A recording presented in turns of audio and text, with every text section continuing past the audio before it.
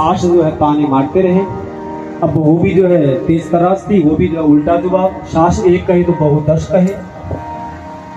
अब सास भी जो है बहू पर जो है हैवी होती जा रही थी, क्योंकि बहू की चली नहीं। उसके बाद भी एक दिन बहू परेशान होकर अपने दोस्त से कह रही थी, अपने सखी से कहने लगी कि हमारे घर में रोज झगड़ा होता है, सुबह होते ही सास जो है सुनाती रहती है और रोज झगड़ा शुरू। उस दिन तो घर में खाना भी नहीं बनता है, तो रोज जो है कलह के कारण, रोज घर में झगड़े के कारण घर में बड़ी अशांति हो गई, घर में सुख शांति नहीं है।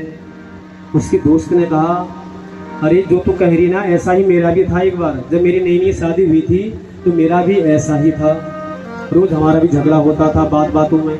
सुबह होते ही सास मुझे सुनाना शुरू कर दे और मैं भी सास को 2-4 बातें सुना दूं, तो आपस में हमारा बड़ा झगड़ा होता था। लेकिन मैं एक बार जो है एक दोस्त के पास मैं भी गई, उस दोस्त ने मुझे एक दवाई दी, उस दवाई से मैंने केवल 2 ढक्कन दवाई ली।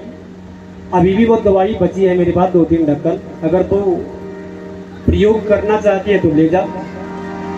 उसने कहा दवा कैसी है फिर? वो मैंने कहा शीशी में रखी है घर में, कभी आ तू मेरे घर में, मैं तुझे बता भी दूंगी कैसे दवा लेनी है, उसके नियम क्या है। अब उसने कहा देरी किस बात की, हमारा तो भाई सुबह से झगड़ा चल रहा है, आपस में बोलना नहीं है, एक साथ खाना नहीं है, हैं? बहू अगर पूरब है, सास पश्चिम के तरफ बैठी है। अगर एक साथ परिवार में उठना बैठना बोलना सुख दुख ही नहीं है तो परिवार किस बात का है। उसने कहा चल अभी आती हूँ मैं। गई वो एक शीशी में, उसने 2-4 ढक्कन दवा उसको दे दी। उसने कहा जब तुम्हारा झगड़ा होगा, जैसी सास तुझे सुनाना शुरू करे, 1 ढक्कन लेना, मुंह में जो है डाल देना और निकलना मत, मर जाएगी है?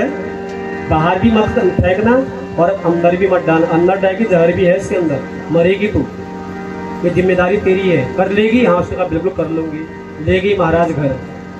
अब जब दूसरे दिन क्या कहते हैं घर में पहुंची, जैसे ही उठी बहू उठकर आई, सास जो है सुनाना शुरू करे, तू बहू ऐसी है, तूने ये किया, तूने वो कहा।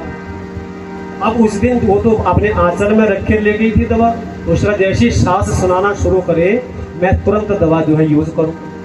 अब जैसे ही सास सुनाने लगी तो 1 ढक्कन लिया, मुख में रख लिया।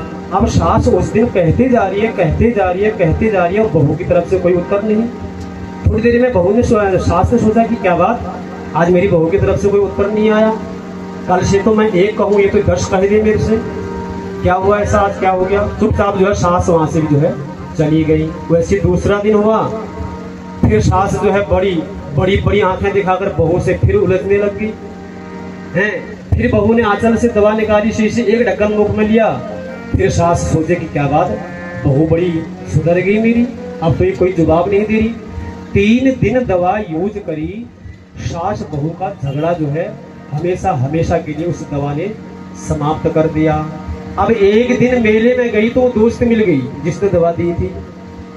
उसने कहा कि भाई ठीक है, हाँ सब बढ़िया है, वो दवा यूज करी, हाँ यूज करी, लेकिन उस दिन से झगड़ा नहीं हो रहा है। या क्या थी वो दवा, उसका नाम बता दे।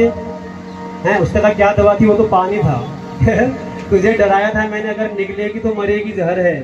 अगर तू मुंह में तूने पानी रखा तो बोली नहीं, एक भी अगर चुप हो जाए तो झगड़ा किस बात का घर में है। तो बहू का भी कर्तव्य है सास का सम्मान करना, सास का भी कर्तव्य है बहू का सम्मान करना, क्योंकि कहा है ना सास भी कभी बहू थी है। तो जो बोओगे वो पाओगे आगे को है। तो इसलिए ये दवा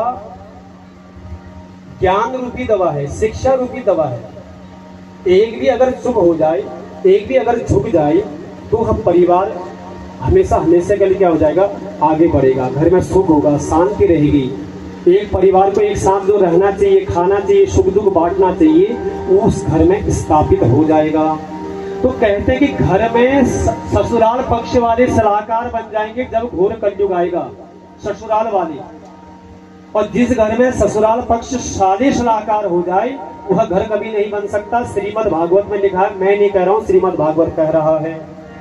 तो कहते कि हे नारद, ब्राह्मण क्षत्रिय वैश्य और शूद्र अपने अपने आचार विचारों का परित्याग कर देंगे। संज्ञा बंधन यज्ञोपवीत ये सब लुप्त हो जाएंगे। कोई ब्राह्मण जनेऊ धारण नहीं करेगा, संज्ञा नहीं होगी, हैं, ये सब लुप्त हो जाएंगे।